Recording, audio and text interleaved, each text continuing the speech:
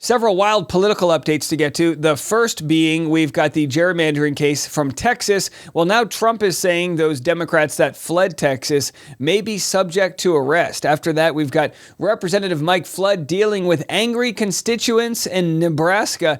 Geez, it's an absolute wild time to be alive. People are revolting. Have a listen to this. Extraordinary escalation in the Texas showdown over redistricting. We understand now the FBI may be getting involved at the direction of the president. The president's now weighed in. He was asked about this, and he says the FBI may have to get involved to send back the Texas Democrats who left the state. They're hunkering down, remember, in suburban Chicago, trying to stop Republicans from advancing a new congressional map that could give the GOP a chance to win 5 more seats in Congress. Texas Republican Senator John Cornyn wrote to the FBI director Tuesday urging his agency to intervene. And last night, Texas Republican Governor Greg Abbott filed a lawsuit at the state Supreme Court to remove one of the House Democratic leaders, arguing his absence amounts to abandoning office. So what they're trying to do is remove one leader, and if they can get that approved, then they'll probably try to do it with all of the other leaders.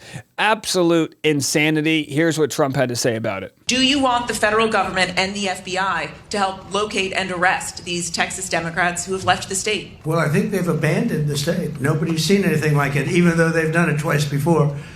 And in a certain way, it almost looks like they've abandoned the state. It looks very bad. Yeah, go ahead, please. Should the FBI get involved? Should the FBI get involved? Well, they may have to. They may have to. No, I know they want them back. Not only... I mean, they'll do anything to not release the Epstein files. They're going to be arresting Democrats. Anything to keep those files from being released. Well, here is, and by the way, absolute wild story. Representative Mike Flood does a town hall in Lincoln, Nebraska.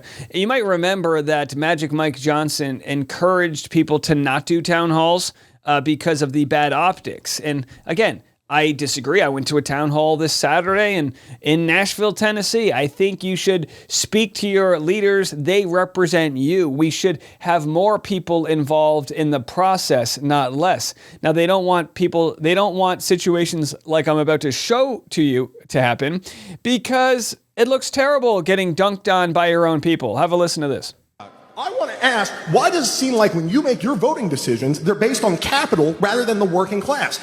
Billionaires and corporations got their tax issues enshrined into law forever, but the working class gets a no tax on tips or overtime that only applies to some of us, and now we wind up in a situation where we are.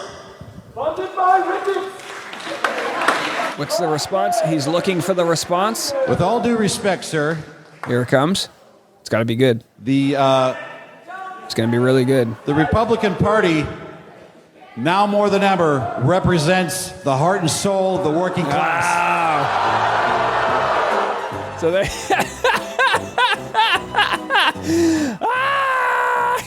There it is. They're losing their mind.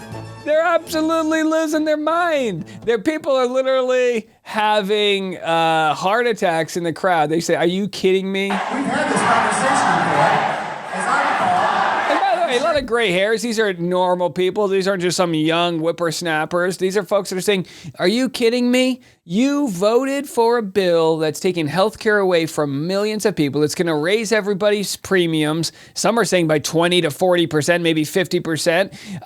You voted for a bill that's tax cuts for the ultra wealthy, more debt for our children's generation to have to pay off. You fraud, you fraud, you fraud." I mean, people, they are not playing nice. Listen to this brave lady. $450 million FEMA dollars being reallocated to open Alligator Alcatraz, and $600 million taxpayer FEMA dollars being used to now open more concentration camps, and ICE burning through $8.4 million a day to illegally detain people. How much does it cost for fascism? How much do the taxpayers have to pay for a fascist country?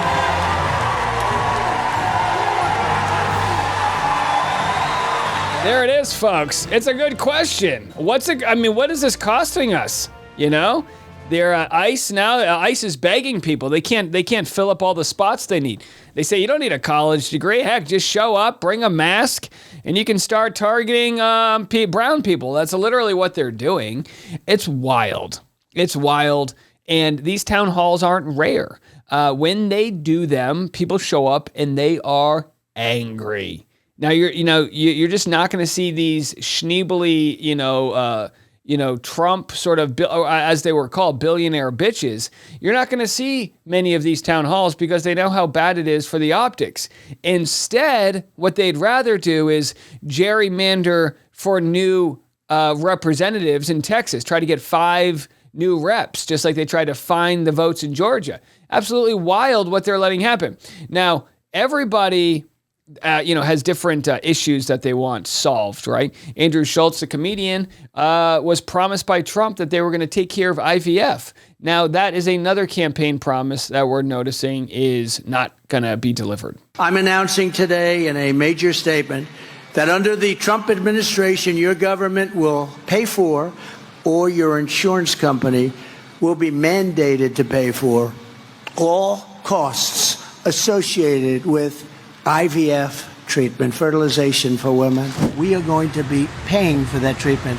So we are paying for that treatment. All Americans who want it? For all Americans that get it, all Americans that need it. Oh, I want to talk about IVF.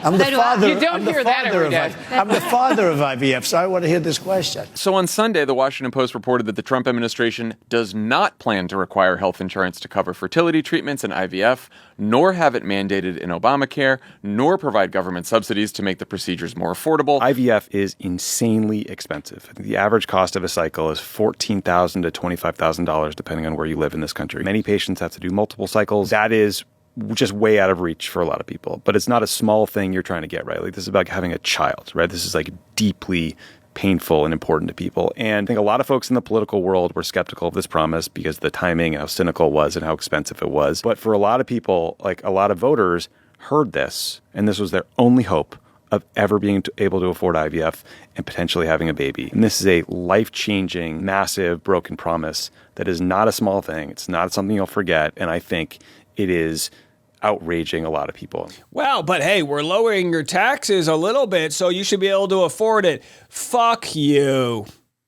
I mean, the people have spoken. What more do you need? They're so busy, they've got 50% of their Project 2025 completed after 6 months, none of which benefits the middle class, the working class, the brave Americans that go out there and build the bridges and pave the roads and teach our students and whatnot. This is such an insult to them. And, folks will say, oh, Dave, you're so biased, this and that. Find me a moment where I'm not fighting for the people. Find me a moment where I'm not talking about policies that benefit everybody. Dave Franco wouldn't have to be playing Luigi Mangione and the biopic if we didn't have health insurance, if we were all provided for. But instead, we're white-knuckling it when we get sniffles because we don't want to go broke. Let's fix this system. Let's vote out these assholes who lie to our faces, tell us what we want to hear, and then do the bidding for the ultra-wealthy billionaires bitches. We'll be back in the morning. I'm Dave. This is The Rush.